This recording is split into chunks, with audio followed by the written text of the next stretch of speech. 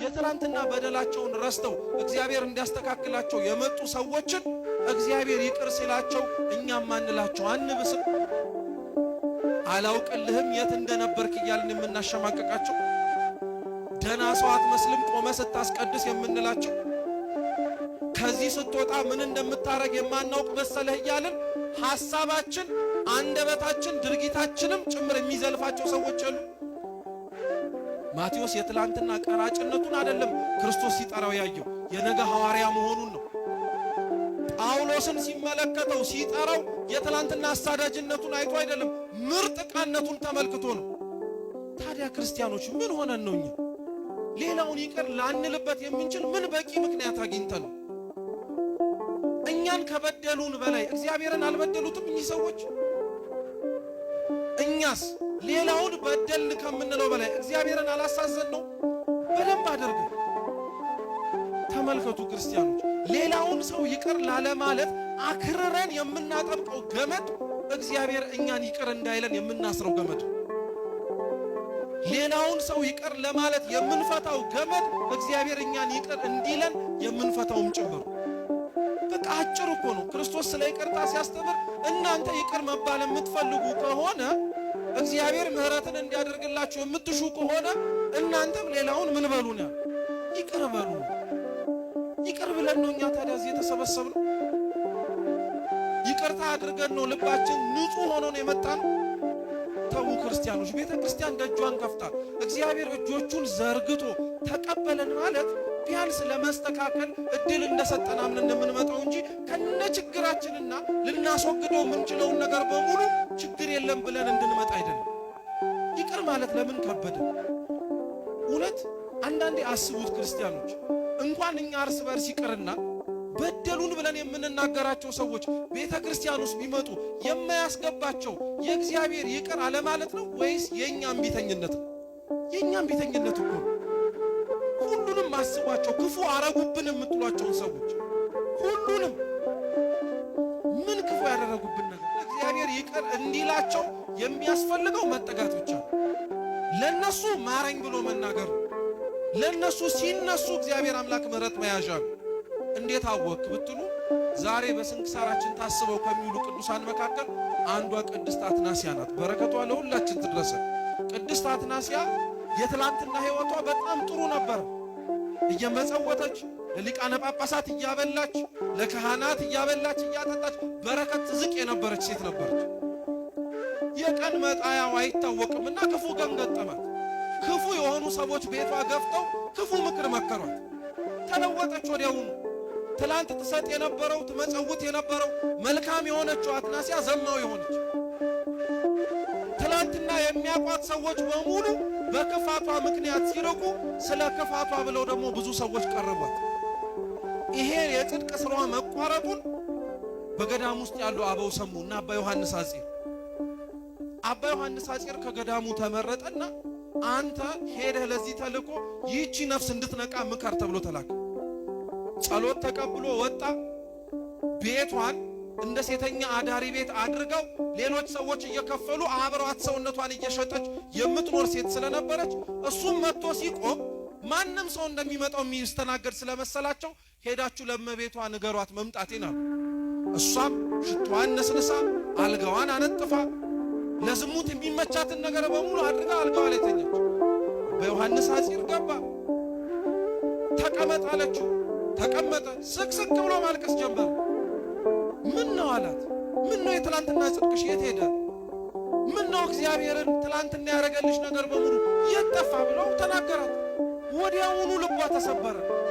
ወዲያውኑ ተደነገጠች። የት ያውቀኝ ይሆን ብላየች። አያችሁ፣ ትላንትና መጥቶ እሱ የሚፈልገውን ሌላው ሰው የሚፈልገውን ነገር በሙሉ አድርጎ ከመሄድ ባለፈ ስለ ነፍሷ ግድ ያለው አንድም ሰው አልነበር።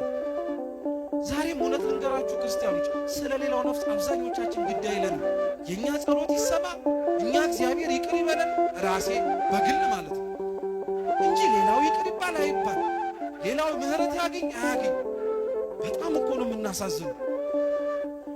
እንደ ሀገር እንኳንና እንደ ክርስቲያን እንደ ቤተ ክርስቲያን የመጣብንን ችግር እንኳን እያየን አብረን ምሕረትን አንለምን። እኛ ብቻ መማር ነው የምንፈልገው። ተምረህ የት ልትሄድ ነው ብቻ ብቻህን መንግሥተ ሰማያት ልትገባ እናት አባት ወገን ዘመድ አብረውት የቆረቡት ተሰጦ የመለሱት ሌሎች ነፍሳት አይገዱህም? አያሳስቡህም? እነሱ አባ ዮሐንስ አጢር ሲነግራት ወዲያውኑ ደነገጠች። ምን ላርግ አለች። አብረሽኝ ውጪ አለ። ማቄን ልብሴን ጨርቄን የትላንትና ኃጢአቴን ይቅር ይለኝ ይሆን አይለኝ ብላ ሳታስብ እኛ እኮ ኑ እንኳን ስንባል ይምረኝ ይሆን አይሆን የሚል የማስተባበያ ጥያቄ እንኳን እናቀርባለን። አንተን አንጂ መማር አለመማር የእግዚአብሔር ድርሻ ነው። ጥላው ሄደች። መንገድ ላይ ሲሄዱ መሸ። ጫካ ውስጥ እሱም በራሱ ቦታ እሷም በራሷ ቦታ ተኛች። አባ ዮሐንስ አጽቀ ማለዳ ሲነሳ ነፍሷ የለችም፣ ሙታለች። ምንም ሊያደርግ አይችልም። ተመልሶ ወደ ገዳሙ ሄደ። በገዳም ያሉት አበው ግን ምን አሉት መሰላችሁ? ከማን ጋር ነበረ ትናንት ያደርገው? አትናሲያን ይዣት መጥቼ ከኃጢአቷ አስትቻት ጫካ ውስጥ ነበር የተኛችው። አይገርምህም አሉት። አንተ የተኛህበት ጫካ ላይ ከምድር እስከ ሰማይ የተዘረጋ መሰላል የሰማይ መላእክት ሲወጡ ሲወርዱ አይተን ነበረ። ለማን? ለአትናሲያ። እግዚአብሔር ይቅር አላት ሲሉ፣ አዎ ገና ትታው ስትወጣ ነው ምህረት ያደረግልናል። ትተን ስንመጣ ምህረት የሚያደርግልን አምላክ እንደሆነ አትጠራጠሩ ክርስቲያኖች። ችግሩ እኛ ትተው የመጡንን ሰዎች ምህረት አለማድረጋችን። ደስ ይላል አይደል? እግዚአብሔር ምህረት አደረገላት ሲባል ከንፈር ያስመጥጣል ያስብላል። አንተ ምህረት ያላረክለትስ አያሳዝን? ያንተን ይቅርታ ደጅ እየጠና ማረኝ የሚለው ሰውስ ልብ አያሳዝን? እግዚአብሔር እንዲምረን መማማር አለብን። እውነቴን እምላችሁ ዘመናችን ይቅርታን ከሚናገረው ይልቅ ጥላቻን መንዛት ስለለመደበት እኛም ተጸናወት። ሰው ይቅርታ ልናረግለት ከሚገባው ነገር ይልቅ ምህረት ላናረግለት የምንችልበትን ምክንያት በደማቅ ቀለም ነው የምንጽፈው። ሊያው በደማቅ ቀለም እስኪ ስለ ሰው ደግ የምታስታውሱት ነገር አለ? ምን ቢባል ሊያውም የበደሉን ጥሩ ሰው ነበረ እኮ ብለን የምንጀምር። የትላንትና ነገሩን ከመናገር ይልቅ የዛሬ የሰራውን ነገሩን መናገር እንፈልጋለን። ይቅርታችን በብዙ ነገር ታጠረ። ክርስቲያኖች ሁሉም ከላይ እስከታች ያለው በደለ እንላለን። እሺ ታዲያ ይቅርታው ከየት ይጀምር? ከሆነ ቦታ ካልጀመረ እያለን አሁንም እየጠበቅን እኛ ምን አለበት ይቅርታ ብን እኛ ምን አለበት ምህረት ለማድረግ ብንሄድ? ከኛ መካከል ከፍ ማለትን የሚጠላ ማንም የለም፣ ዝቅ ለማለት ግን የሚወድ ማንም የለም ጭምር። እና ቅዱስ ጴጥሮስ ራሱ ጠያቂውን ራሱ ይዩት እስኪ። አሁን ጴጥሮስ ስለ ምህረት የሚለምን ሰው ነው ራሱ። አይገርማችሁ? እሱ እንዳለው ክርስቶስ አዎ 3 ጊዜ ብቻ ነው እንጂ ከዛ በላይ ይቅር አትበለው ቢባል እኮ በዚህችው ቃል የሚመዘነው መጀመሪያ ጴጥሮስ ነው። ለምን? ክርስቶስን ስንት ጊዜ ክዶታል? 3 ጊዜ ዶሮ ሳይጮህ 3 ጊዜ ቢለው ኖሮ ጴጥሮስ ራሱ ምህረት አልባ ነበር፣ ጉዱ ሰርቶት ነበር። ግን አይደለም፣ ተደጋጋሚ ነው ይቅር መባል ያለብሃል። አያችሁት? ጴጥሮስ በካደው ልክ በጨከነበት ልክ ያበላውን እጅ እንኳን አላውቅም ብሎ በተናገረበት ልክ ምንም ሊያረግ አልፈለገም ነበር። ማረው፣ ምህረት አረገለት። እኛስ ምህረት የማናረገው ለምንድን?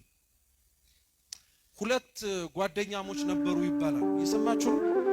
2 ጓደኛሞች ነበሩ እና እኒህ ወዳጆች ሩቅ መንገድ ወደ ገዳም ለመሄድ ተነስተው እየመጡ ነው። ልክ አሁን እናንተ እኔ ሁላችንም እንዳረገው እና እነዛ ወንድሞች በመንገድ እየተራመዱ በአንድ ጉዳይ ባነሱት ሐሳብ አይስማሙ። በጣም ነው የሚዋደዱት፣ ለዘመናት ወዳጆች ነበሩ። ዞረና አንደኛው ጓደኛ ሌላኛውን በጥፊ መታ። ሞቅ ያለ ጥፊ እና ደነገጠ። ስንት ዓመት አብረው ሲኖሩ እንኳን ሊመታው እጁን አንስቶበት የማያውቅ በጥፊ ሞቅ አረገ እና እየሄዱበት የነበረበት አሸዋ ላይ በጣም የምወደው ወንድሜ በጥፊ መታኝ ብሎ ጻፈ። ለምንድን ነው የምትጽፈው? እንዳይረሳ ነው። የሰማችሁ? እንዳይረሳ በጣም የምወደው ወንድሜ በምን መታኛል? በጥፊ መታኛል።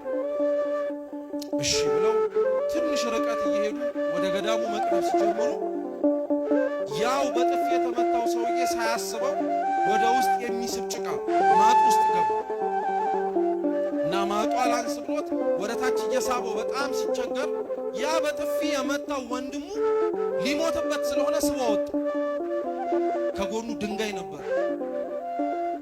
በጣም የምወደው ወንድሜ ከሞት አተረፈኝ ብሎ ደግሞ ድንጋዩ ላይ ጻፈበት። ለምን ይሄን ጻፍከው? ያው ስላተረፍከኝ ነው አለ። እና በጣም ያኛው በጥፊ ሲመታው የነበረው እንዲሁም ያወጣው ወንድሙ በጣም ስለደነቀው ልክ ወደ ቤተ ክርስቲያኑ ሲገቡ ጠየቀው፣ በጥፊ ሲመታ ባሻዋ ላይ ነው የጻፍከው? ከገባህበት ገደል ሳወጣ ድንጋይ ላይ ነው ቀርጬ የጻፍከው? ለምን አለ። አሸዋው ላይ የጻፍኩት እንዲጠፋ ስለፈለኩ ነው። ድንጋዩ ላይ ግን የተጻፈው አይጠፋም። የብዙ ወንድሞቻችንን ኃጢአት እኛ እኮ ድንጋይ ላይ ነው የቀረጸው እንዳይጠፋ። በደላቸው መልካም ሰራቸውንስ አሸዋው ላይ።